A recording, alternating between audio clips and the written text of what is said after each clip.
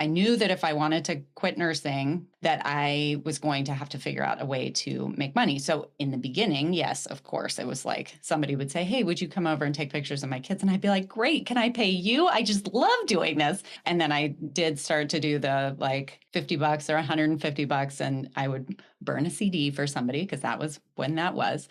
Immediately after that class, I signed up for a business class. As part of that business class, they had us do like a big deep dive on our cost of doing business and our numbers and all this other stuff. So I flipped from $150 rates to very quickly, very early in my career, I was charging over $2,000. I don't know where I got the cojones to do that, except that I had this other job. And I was like, well, if it doesn't work, and if I can't get anybody to pay me, then I guess now I know in black and white, this is not a viable career path. Hey, welcome to the Beginner Photography Podcast. I'm your host, Raymond Hatfield, and each week I interview one of the world's most interesting photographers to learn what it really takes to capture beautiful images so that you can start to do the same. In today's Rewind episode, we are chatting with family photographer Annemie Tonken about creating a unique pricing structure that your clients will love and gives you back more time. But first, the Beginner Photography Podcast is brought to you by CloudSpot. Sell your photos through prints, products, and of course, digitals. You can set up a storefront in minutes and start earning more with every single gallery that you send. So grab your free forever account over at deliverphotos.com and only upgrade when you are ready. Pricing can be difficult. There's been two kind of main strategies for a long time. One, high volume, low touch. So think like school photos, or low volume, high touch. Think, in-person sales. But what if you don't want either of those? Well, today's guest, Annemie, shares her journey of setting the right pricing structure for her and her clients, creating a luxury client experience. And she also shares how to navigate the challenges of in-person versus online sales. Annemie is also the host of the This Can't Be That Hard podcast, focusing on making business easier for photographers. So if you're into that, be sure to check it out. Today, your business is going to change by recalibrating your pricing model, refining your sales approach, and embracing consistency in your business strategy. So with that, let's go ahead and get on into today's interview. So my first question for you is super simple. When did you know that photography was going to play an important role in your life? I would say that moment for me was actually, I followed the same path as a lot of people, a lot of women specifically when it comes to family photographers, which is that photography was always a hobby for me. I enjoyed it. It was great, whatever. But when my older son was born, I was living in New York City and had invested. I didn't have much space for all the baby stuff. I didn't have a dedicated nursery. So I asked for money toward a camera or a stroller or books. That was all I wanted grandparents and stuff to give us. And so I had saved up and I had gotten a Nikon D70, and I was photographing on program mode. Like there was nothing fancy about what I was doing. But in the first few days that Oliver was at home, I happened to take a picture of him that literally took my breath away. And I can't say that at that moment I knew it was ever going to be a career path, but from that moment forward, it was well beyond a hobby. It was sort of an obsession. And that from there grew an entire career. When you think back to that photo, now with being a professional for many years, what do you think it was about that photo that took your breath away? So I inadvertently rimlit him. There was sort of a window kind of off to the side behind, and I just kind of got lucky with where he was in the light. And it perfectly highlighted that little peach fuzz on him, and he looked so peaceful. I still look at that photo, and I wouldn't take it all that much differently now. I would probably change my aperture and things like that, but it was a solid portrait mode kind of a photo. Right. I love that. I love those little happy accidents, I guess. Yeah. So we live in this world, I think, today where so many people are totally cool with just taking snapshots essentially on their iPhones. Mm-hmm. You said the D7000, right? Or 7000? It was the D70. Mm-hmm. D70, sorry. So you bought the D70, you put it in program mode. You could essentially go on forever just taking those snapshots in program mode. What made you decide, you know what, I'm actually going to pursue this a little further and learn more about what this camera can do and where photography can go? Well, I will say that Oliver is now 16 years old. So there was no camera on my phone, or if it was on my flip phone, that photo did not Oh, do terrible. anybody any Yeah. justice. So I had some motivation from that. It wasn't as though I could substitute images from my phone. And in retrospect, I'm a little sad that I didn't have what people now have when my kids were little, because I don't have tons of little snapshots in the moment. And video obviously was like a whole different thing at the time. But at this point, the thing that kept me motivated was that, how did I take this picture? What just happened here that made this photo look so different from all the other images that I'm making, even with this camera and even given all the same technology? So even though that was a long time ago, there was still the internet. So I was doing all of this research. I bought some books, but education for photography has come a long, long way in the last 16 years. And so I was struggling at the time trying to just figure out, like, what do I even search here? Like, how do I make the background blurry? How do I, what makes a photo look good? Like I was having a very hard time sussing out what I didn't know. You don't know what you don't know. And it was just kind of that dogged pursuit that over time got me to where I knew what I was doing. I ended up taking like a class at a local college just to sort of get my bearings on what the different modes and things were. But I always approached the camera as the tool. I never really got super into the tech side. Now, I certainly know my camera inside and out. I know what all the features do, all the different things. But to me, it was always a means to an end. I wanted to use that tool to make the image that I saw in my head. So where was that struggle, right? You got the books, you didn't even know what to search for. Like, I understand that. But when you finally got the book and started, or whatever resources it was, when you finally started putting your hands on that camera, was there anything from the camera side, I guess, that you were really struggling with to grasp? Oh, this is a long time ago. You're asking me to to dig deep. I think that it went relatively smoothly. There was no pressure on photography for me at the beginning, Mhm. right? And it was this, I was so creatively engaged in what I was getting out of there. And I was just constantly marveling. It was like it opened up this whole new world to me in terms of the beauty of different kinds of light and those qualities. And I feel like as photographers, it's almost like you have spidey senses about those kinds of things. And you walk into a room and you're like, oh, look at that over there. And things that other people are just like, I don't even know what you're talking about. That's like a dusty book in the Of corner. course. So I found at the time that it just like opened up this new world of beauty to me. And of course, smack in the middle of that beauty was my son, who I was completely falling in love with.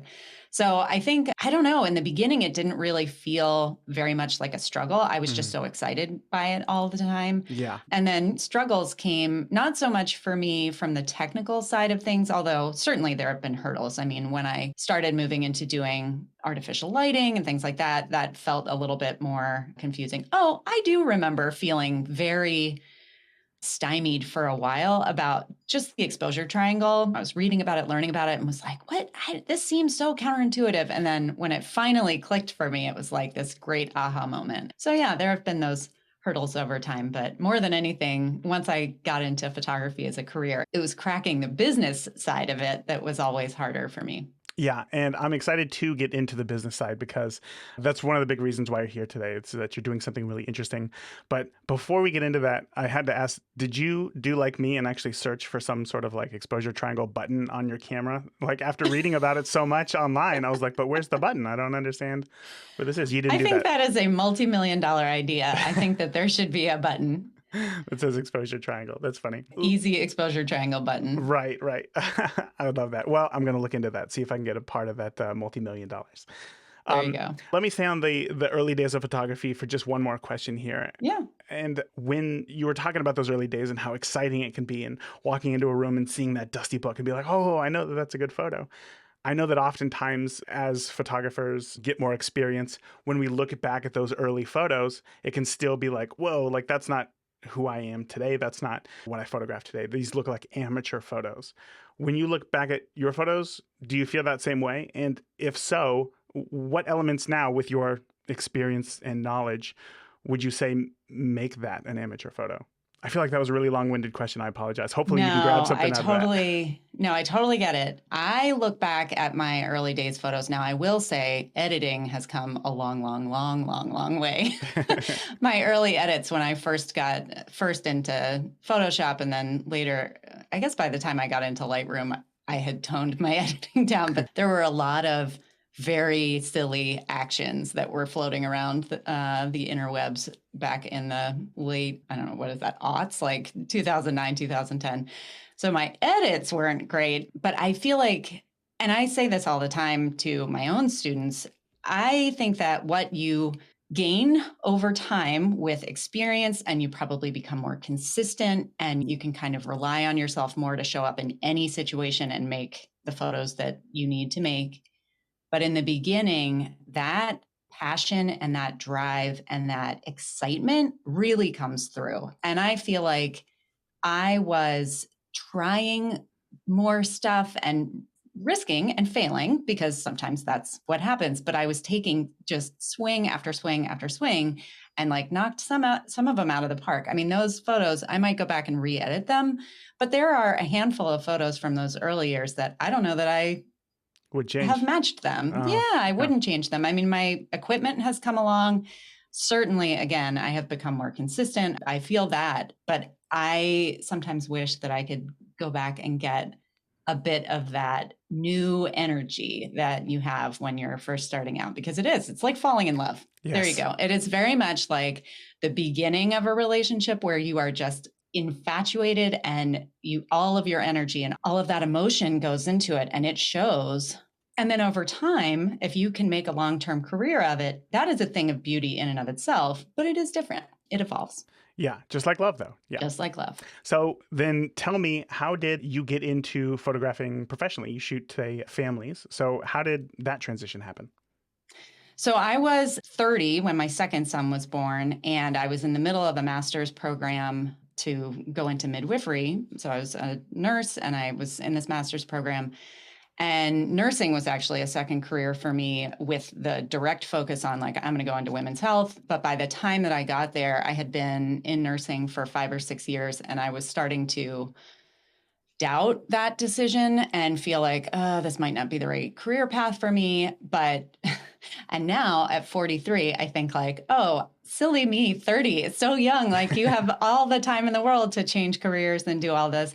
But at the time I felt like, I'm just going to flake out on this career. And I didn't really know what to do. I was on maternity leave from both work and from my master's program. And I was sitting at home with a second new baby and having like an existential career crisis. And my husband at the time was like, well, you don't have to go back to school necessarily. You take really good pictures. You could do that. I mean, I nearly laughed him out of the room. I was like, that's not a job. I love that too much for that to be my work. But that idea took root. And so like I took a leave of absence from the master's program, which never came back. And I did go back to work and I kept working as a nurse for a couple of years, but I started taking some classes. I took a business class. I took another photography class, and I started really considering what it would mean to start a business. And I had no roadmap for that. Like my parents were both medical. I didn't really have any business mentors in my life. My undergraduate degree was very liberal arts. Like there was nothing businessy about me. And so I was just kind of feeling my way forward. But over the course of a year and a half or so, I was able to get to where I felt like I could probably safely replace my income. And so I quit my nursing job, and the rest is history. I know that many new photographers, when they think about making money with their camera, their first thought is like, oh, I'll get into wedding photography. You can make such a large amount of money. What was it about families that drew you into that?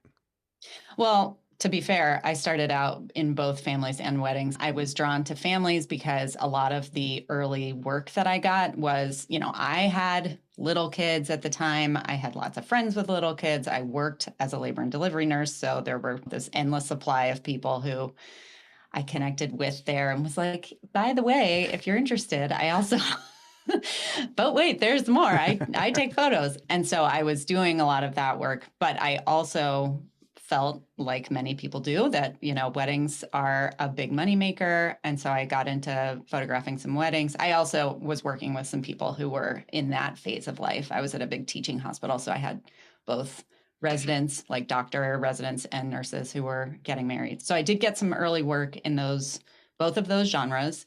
And I continued to do both for about 5, 6 years. And then my business had gotten to a point where I felt like I was busy enough that I kind of needed to choose one direction or another.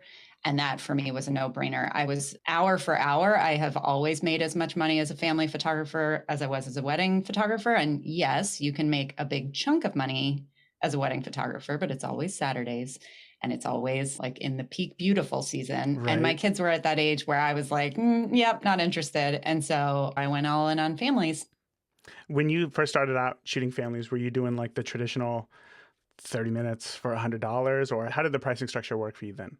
So I was dead set on if I'm going to do this as a career. And I was very much like we were kind of equal partners in the income game at that point, my, again, now ex-husband and I. So I knew that if I wanted to quit nursing, which was the goal, that I was going to have to figure out a way to make money. So in the beginning, yes, of course, it was like somebody would say, hey, would you come over and take pictures of my kids? And I'd be like, great, can I pay you? I just love doing this. Yes.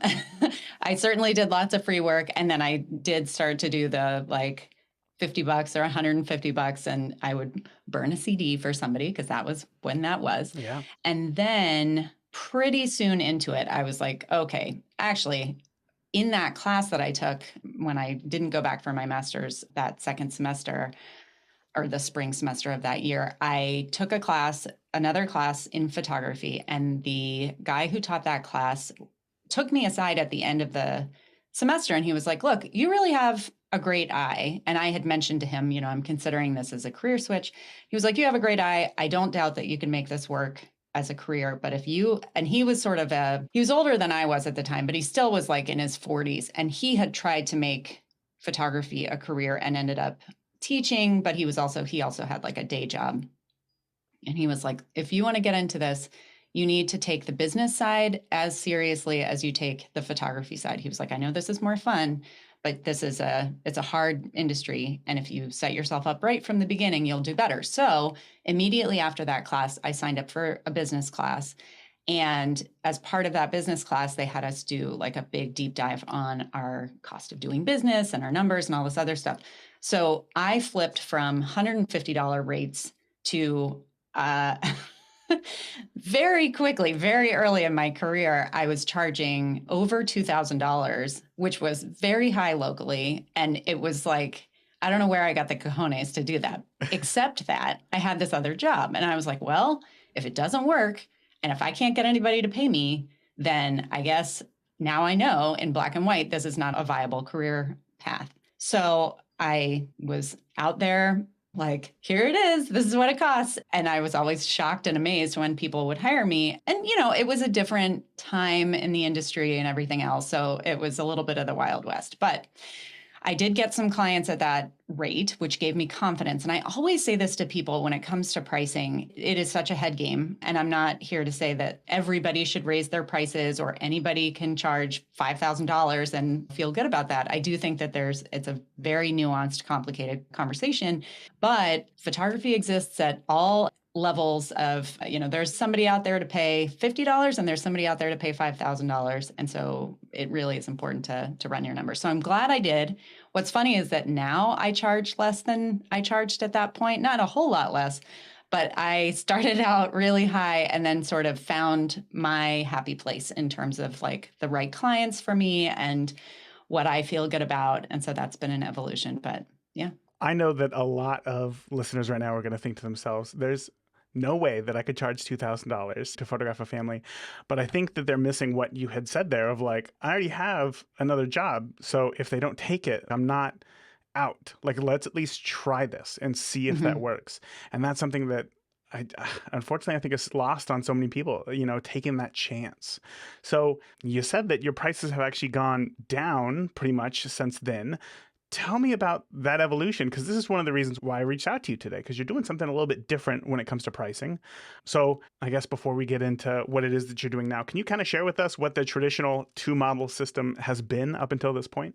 Sure. So when I started and I went into business in 2010, and I was trying to learn all I could about like how to run a successful photography business, At that time, almost everyone in the industry who was doing really well was saying you need to do in-person sales in order to make enough money for this to be a long-term career. So I very, very early on, I set those like $2,000+ prices, and I backed that up with in-person sales. And I took classes on how to do in-person sales because that was not in any way something that I felt was natural to me. But I was like, well, this is how I get to do this thing that I love so much for the long haul. And so I learned how to do it, and I got reasonably good at it. I always approached it from like this is not, I'm not pressuring you. We just have to have a conversation, and I want to help you find what you want to find. And I built my career on telling people and showing people that it's like a luxury item and it's a high touch kind of a thing. And you come in for a pre-session consultation, and then we'll meet again afterward. And I enjoyed it because it gave me lots. I do enjoy my clients a lot, and I like to get to know them and help them put beautiful art on their walls. I mean, what I have always found in the course of my career is that when someone has something tangible at the end of their session with me, the satisfaction factor is so much higher because they have something that they're able to look at and see every day to remind them of this experience and everything else. So it really seems to stick in their heads more. So I enjoyed that, and I learned a ton sitting in on these, like, it's being a fly on the wall to get inside your clients' heads, right? What is it that they love? What do they not love? What makes them decide to actually like splurge and buy something that they didn't think they were going to buy? So I was sort of a student of the process for a long time. And again, my very early on prices were very high, but then I started to realize like, when I have my prices set this high, like it's not the right fit. And as much as I was like, you tell me how to set up this luxury experience and I'll do it, and I could do it, I'm also not like a luxury person. It's not really who I am as a person. So I always felt a little bit weird about that. And I would always kind of downplay. I'd be like, oh, we're just, it's like we're having wine as friends and we'll just talk about what we're going to hang on your wall. So it was a good system in that I was making good money and I was able to leave my career, and that was all good. But what ended up happening several years into that was that I got divorced. And when that happened, I was like 7 years into my career, and I was faced with all of a sudden needing to support an entire household on just my income. And whereas the money that I had been making for all these years was good for the half part of the income equation, it was impossible, or I was having a hard time figuring out how I could scale it, because in-person sales, for all of its many benefits, is very time consuming. Again, not only was I meeting with people to photograph their family, I was meeting with them beforehand. I was meeting with them afterward. I was always like, oh, you can contact me anytime. After we met, and there was usually a whole bunch of back and forth about like, oh, we have to change our appointment now, this, that, and the other. And then after we met, I would have to log into Rose and place their order, and then the order would come and I'd package it up, and then I'd have to drop it off, and all the whole many steps. I actually sat down and tried to calculate how much time I was taking with each client after the editing was done. So like you think about the time that you put into each job, and it kind of ends with here's the images. But there was another like 6 to 8 hours per client. Wow. Just in that sales phase. And so when I looked at, there's only 24 hours in a day, whatever that equals out to in a week. And in order to take on the number of clients that I needed to take on to fill that wage gap, I just literally ran out of time. And of course, at that point, I was also going to have to pay for a babysitter, and I was going to take more time away from my kids, which was now limited. Like there were so many hurdles, but it was like, I don't know what to do. So the option, and sorry, you were joking about asking a long question. I can talk for years about this stuff. I love it. Keep going. The alternative, and the only alternative that was kind of out there at the time, was to go all inclusive. So when I first started, that was called shoot and burn. And it was like photograph and you put them on a CD and like walk away. And then we made up a nicer name, which is all inclusive. And now we don't put things on CDs anymore. But the idea is the same. Basically, it is the least time commitment for the photographer. It's also the least time commitment for the people out there, your clients, which for many people, that's important. Like we're all busy people. And so I totally got, especially at that point, I really got the attraction to the going all inclusive. And so at that time, my sales average was around $1,800, $2,000. And I was like, okay, I can't charge $1,800 up front and expect people to book me. Like that's way out of the ballpark for everybody in my area. But maybe if I charge $1,400, that's so much less than I currently charge or than I currently make with per session. I'll lower it to that, but I'll take on more clients. And that's how I'll make the math work. And I did like a 1 month experiment or a 2 month experiment. Didn't last Which, by the way, long. is it's not enough time. Like you do have to let price changes have to marinate for a little bit. But I figured going cheaper was going to mean that like the floodgates have opened. Of course. Now, all these people are going to be coming to me. And what I found was not only did I not get this giant influx of new clients, my existing clients, many of whom I had worked with for years, were being a lot more resistant to my new prices. They would say, because before they had been paying, even though over the course of the whole interaction, it would be like $1,800, $2,000. When they booked me at that point, I think it was $250. It was just a session fee and there was no big commitment for later. So a couple of months in, and I'm getting pushback from all these clients who've worked with me a bunch of times being like, oh gosh, that's a lot. Well, okay, let me talk to my husband and I'll call you back. And then like crickets. So I'm panicking. I'm like trying to figure out what it's going to take to get my nursing license renewed. And the whole time so frustrated by this doesn't make sense. Everyone in my local market would point to me as like, oh, she's so successful. She's doing so well. And here I'm going to have to quit this thing that I love because I can't make it work. So out of like pure desperation, they say necessity is the mother of invention. Well, one day I was looking at my gallery software, which I subscribed to, like I paid for it, but I didn't really use it because people were coming in to do the whole sales thing. And that was when they would buy. Mm-hmm. So I just used my gallery software as a way for them to then be able to like share images with grandparents. And like every once in a while, a print order would come through. But generally speaking, nothing ever came through. And I was frustrated because at that point, the software options for gallery software had come a long way. And I had this really beautiful online gallery with this gorgeous online store. And I was like, nobody ever even sees this thing. Like I'm paying for this software and it's not used. And something like clicked in my brain. And I was like, I wonder if I could make an in-person sales experience happen using my online gallery software.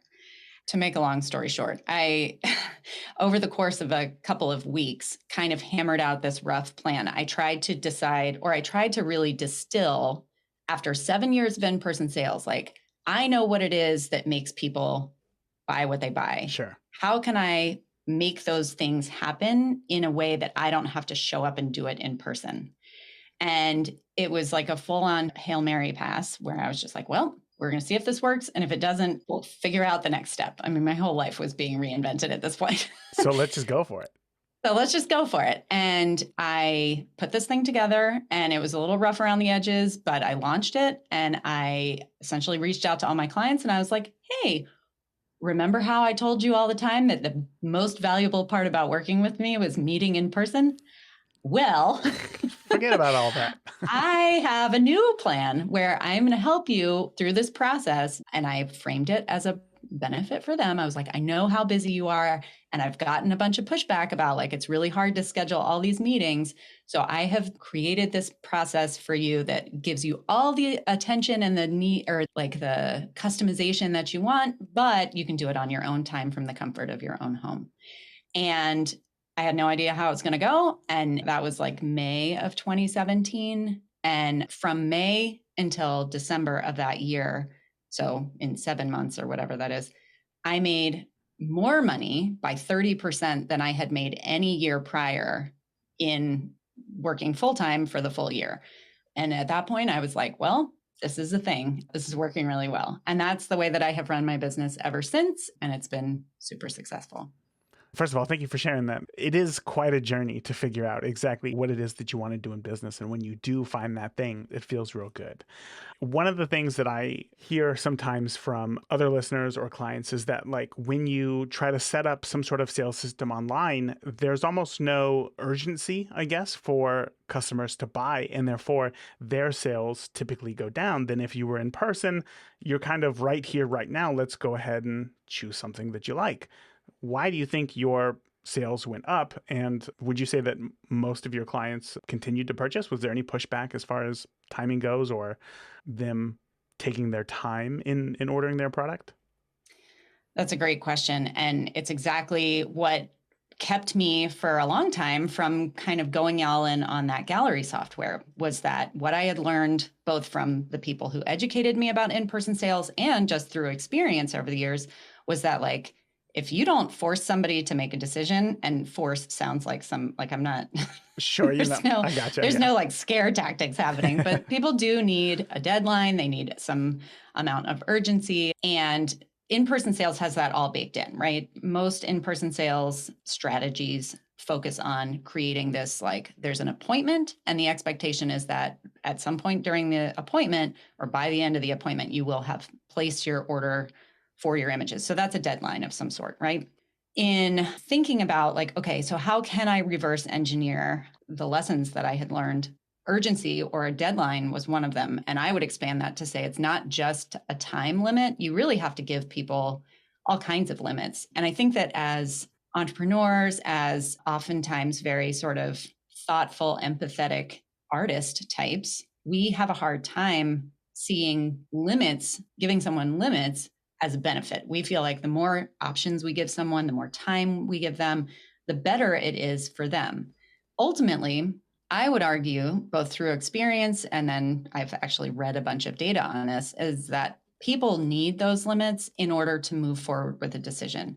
There's this super cool study that was done by a guy actually down the street from me that has gotten a lot of international attention, but having to do with the decision-making process and how the more image or the more options that we have, the more we feel like, or we always think that that's what we want. And then when we get into it, we can't make a decision if there are too many options. And I always use Netflix as the example. Like, you sit down to watch TV and you scroll for 45 minutes and then you go to bed because you're like, I can't pick. But if I you did have, that last night. Yes. I know it happens all the time. It still happens. And every time it happens, I'm like, yep, there's that example again. But if you sit down to Netflix and your friend yesterday told you, like, oh man, I saw these 3 great movies last week. It's this one, and this one.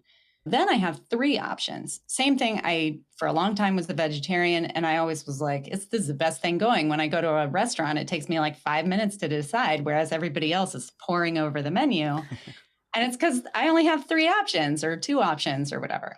It does help us focus our decision-making energy.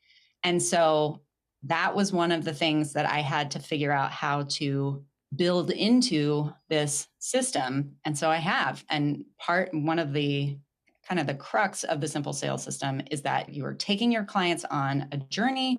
That journey has very specific mileposts, and it also has very specific time limits. So that expectation is set up front. They're not being blindsided by it. It's like, you're going to get this, and then this is going to happen, and then this is going to happen. I definitely am a big believer in education is step 1 all the time. A well-prepared client is a happy client. Mm-hmm. So let me see if I got the 30,000-foot overview here. The shoot is a relatively low fee. And then afterwards, when you send them their online gallery, it is tailored through different packages that they can choose for which products they would like.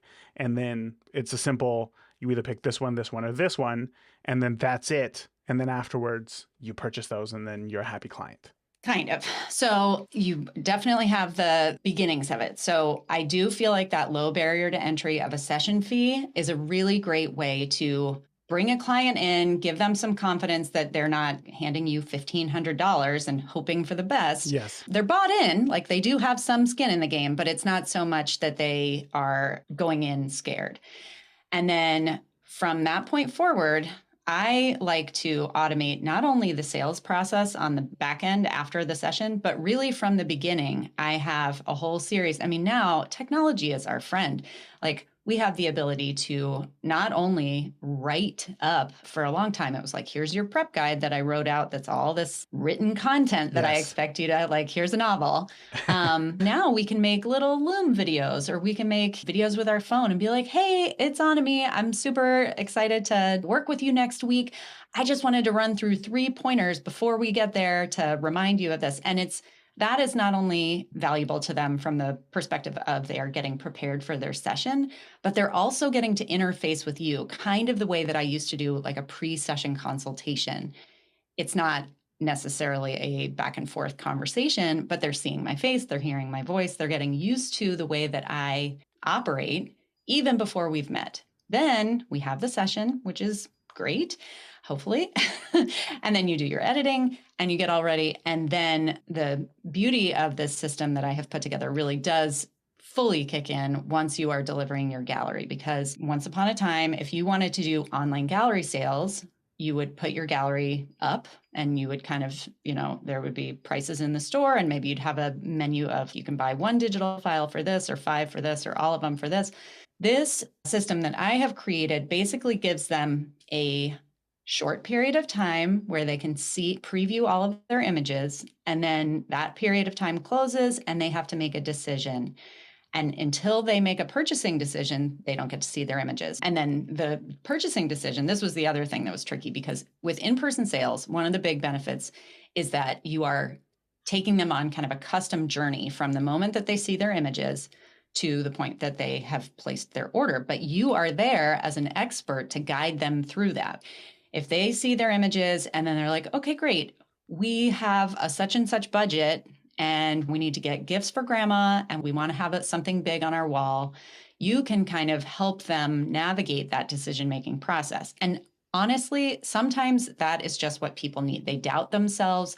They're not necessarily photo experts, and it's a big purchase. So sometimes it's just that validation of like, oh yes, this is going to look great on your wall. Or like, you're talking about framing an 8x10. Let me show you what an 8x10 is going to look like on your wall. It's going to be really small. Yeah. Are you sure you don't want a 16x20? That sort of thing. So in person, you can give all that guidance. If you give somebody an online gallery with 100 products in it, and they are expected to navigate that decision maze, they are either not going to, they're going to get the Netflix problem and just kind of shut down and be like, we love the photos, but I think they'll like end up ghosting you after you followed up 100 times. But you kind of need them to make that decision while like the impact is fresh and the excitement is there. And so you don't want to give them too many decisions. So I created what I call flexible collections. And each one, there's 3 options. So it's just pick between among one of these 3. And they're all the same. They're just staggered in terms of size. So it's a certain number of digital files and a certain amount of print credit. And print credit is amazing because it's like, here's a gift certificate you're buying yourself that you can use in the online store. Everybody gets some digital files and everybody gets this credit. And the great thing about credit, even at the smallest collection, is that means that they will go into the store. They will be thinking about like, where do I want to put this on my wall? What gifts do I want to get? And some people purchase and keep it within their gift certificate limit. Mm-hmm.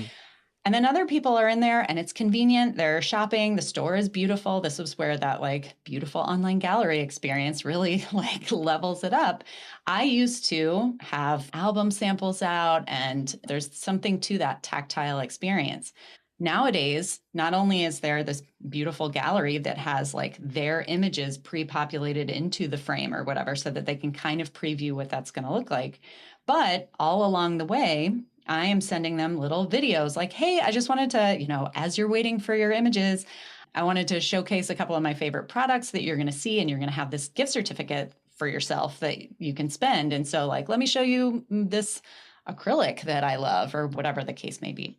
And so I am doing my hybrid sort of in-person sales thing where I can do it once, record it, and then send it out to all 50 clients or 60 clients from that year, or whatever the case may be. It is a more scalable use of my time that still gives the same guidance and sort of customization to the clients. Mm-hmm. So to get back to the process, once they choose their collection, their gallery opens, and then they have 30 days to fulfill that collection. They can pick out whatever their digital images are.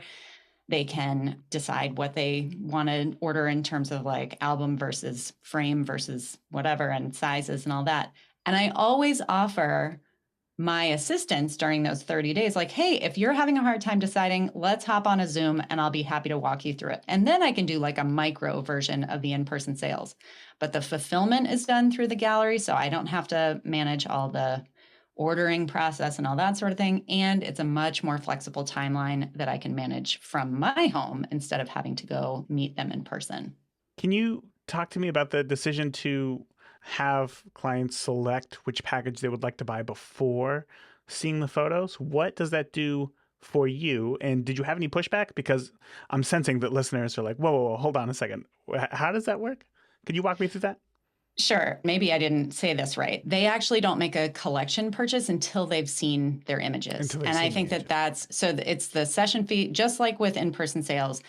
It's the session fee, then we have the session, and then when they get that preview, they get the preview for a short period of time, and then they purchase a collection. So before they spend any money beyond the session fee, they know, because they've seen them with their own eyes, that like, I am delivering on what I told them I was going to, hopefully they love their images and they're ready to go. And the way that I structure the collections price-wise is such that I am making my minimum needs, like I'm meeting my minimum needs, regardless of which collection they purchase. So I have some good strategies in place, and people thankfully go for the top collection much, much more frequently. But even when they choose that smallest collection, I am good. Like, it was worth my time to go have a session with them. So they're happy and I'm happy.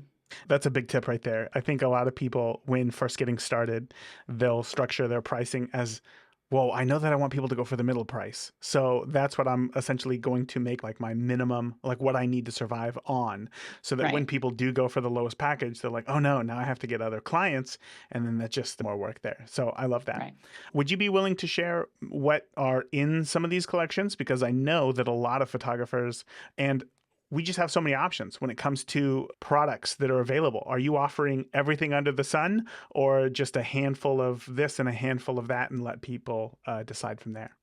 That's a great question. And it's something that I think you could structure it however works best for your business. I'm a big believer that, like, what I love about this system is that it's super flexible. You could be a very low end photographer. And if you run your numbers, and so when I say low end, I mean, let's say $100,000 as the amount of money that you need to earn in the course of a year. So you could be someone who photographs 200 clients for $500 each, or you can be someone who, makes $2,000 sales. So you only end up with 50 clients. Oh my goodness. Something like that. Sounded right. Yeah. Right? We'll go with that. We understand what you're talking about. Okay, good. So the seesaw of like number, volume versus cost. So you can set that up in any way, and this sales system still works. And you can add in, if you're a higher end photographer, there are lots of like bells and whistles that you can add in to make it feel more custom, and you can do things to kind of zhuzh it up at the higher end. But at any level, it ends up working for you. So if you are, let's say, one of those like high volume, low end photographers, so you have a whole bunch of products in your store where it's like refrigerator magnets and wallets and all those kinds of things, that's totally fine. I tend to teach that you should get in the head of your ideal client and pick, I generally say like 8 to 10 items. And when I say items, it's like a category. So like albums, frames, not like an 8 by 10 and an 11 by 14. Sure. So 8 to 10 total options. And then once they decide like, okay, we want to get a frame, then they might have some options inside of there. But I used to work with an album designer, or a lab that did albums, and they had so many cool options. And a lot of them do covers and all this stuff. And I got really into it because I was like, this is great. But it kind of came back down to the choice thing. This was back in the in-person sales days. I was like, which of these 85 different covers do you want? And then I was having sales sessions that went on for 3 hours while they like hemmed and hawed about it. So ultimately, I learned that it was better to make decisions from my perspective, getting in, again, the mind of my ideal client and saying, you know what, 90% of them are going to be really happy if they go with like linen or leather. So I'm just going to narrow it down to linen and leather, and then like 7 color options within there.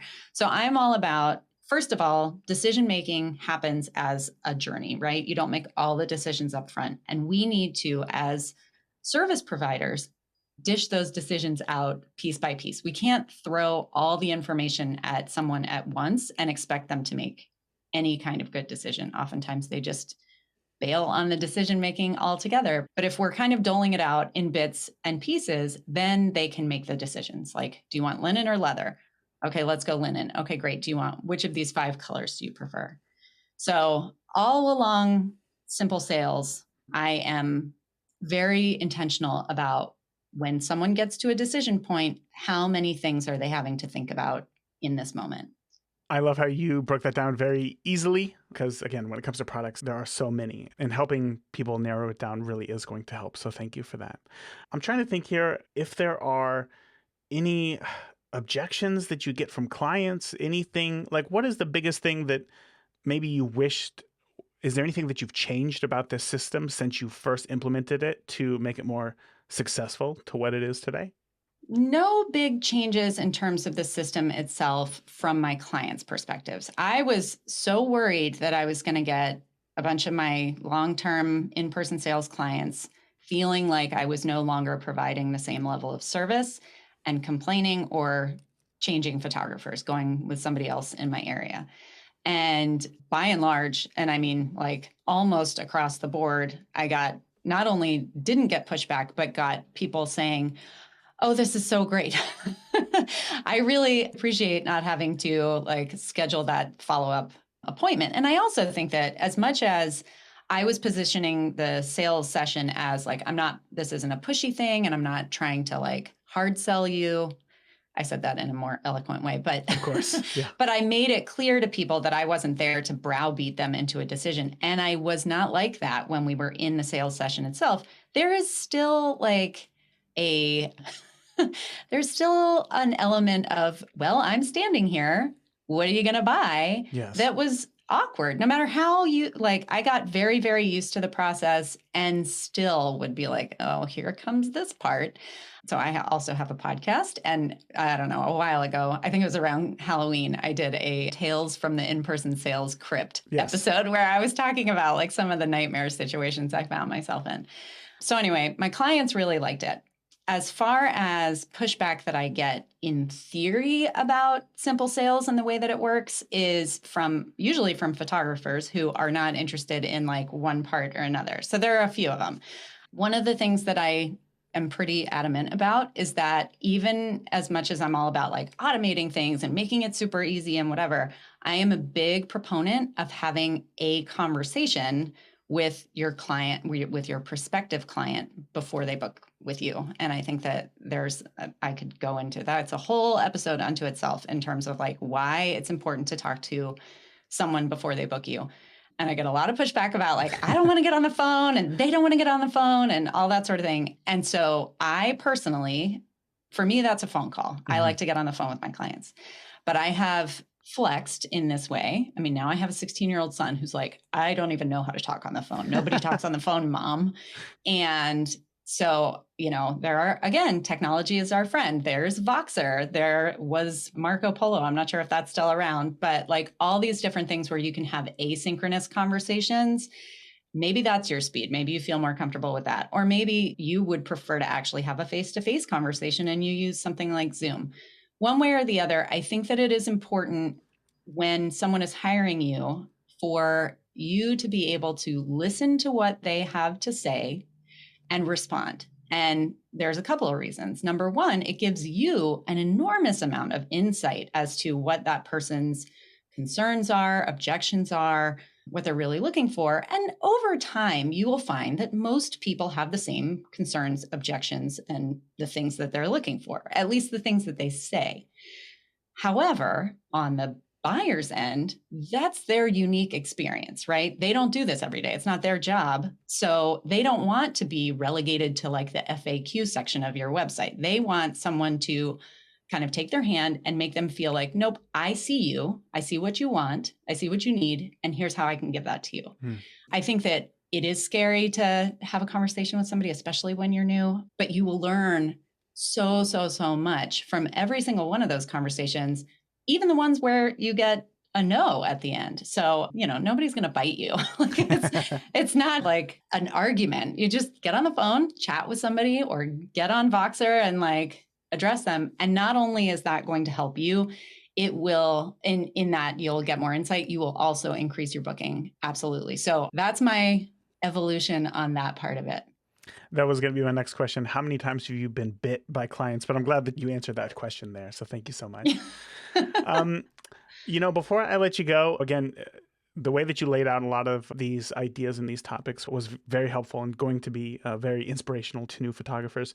Since I'm not as intimate with this system as you are, is there anything that I didn't ask you today that you just want to make sure that photographers know?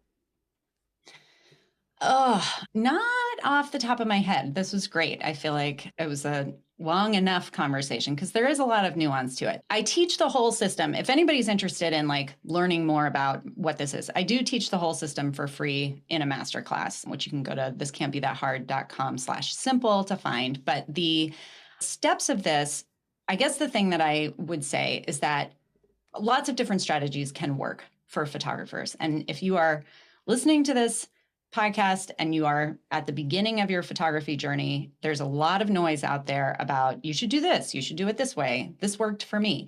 And those people aren't necessarily lying. I would say that I have seen people, I myself was successful with in-person sales. I have seen people be successful in the long term with all-inclusive sales. There's nothing wrong with either of those if they work for you. But I do think that whichever strategy you end up going with to run your business, it's important to kind of go all in on that strategy. And I would say that that goes beyond just your business strategy, but in all kinds of ways. Like your business needs to be aligned. And if you do a lot of like, well, I'll take this from this system and this from this system and I'll try this, you end up with kind of a Frankenstein business. And it usually doesn't work perfectly. So I would say if you want to learn the whole system and you really want to evaluate whether that's right for you, the masterclass might give you a little bit more of the detail piece of it, but that consistency and kind of having that alignment are key to any success in your business. All right, let's go ahead and recap what we learned in today's interview with Annemie Tonken. One is just to commit to a sales strategy and stick to it.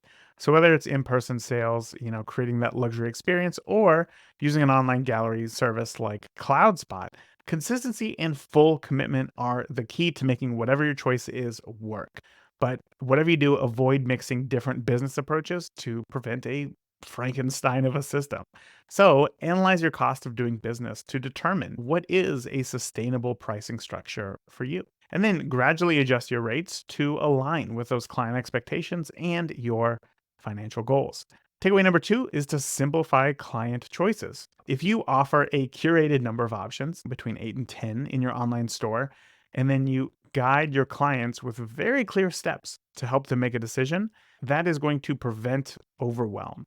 So go ahead and utilize your online gallery software like CloudSpot along with Zoom to simulate an in-person sales experience. And that will, of course, maintain that client engagement, which gets them excited and gets them buying prints. Lastly, is to prioritize the initial client conversation. So to establish strong communication from the outset, you want to understand your client's needs. So set those clear expectations and address any potential concerns that they may have. Again, you have to engage in that pre-booking conversation to understand and address those concerns. So use things like personalized videos. I use a service called Loom. You can just record yourself real quick and then send it off. It's super easy. You even get like a GIF preview in the email, along with something like a timed gallery, which you can easily do in CloudSpot to guide your clients through their purchasing journey, and then you'll be all set. That is it for today. Until next week, remember, the more that you shoot today, the better of a photographer you will be tomorrow. Talk soon. Thank you for tuning into this week's episode of the Beginner Photography Podcast. If you enjoyed today's episode, please share it with a friend. Start a conversation. Grow together. That is it for this week. Remember, the more that you shoot today, the better of a photographer you will be tomorrow. Talk soon.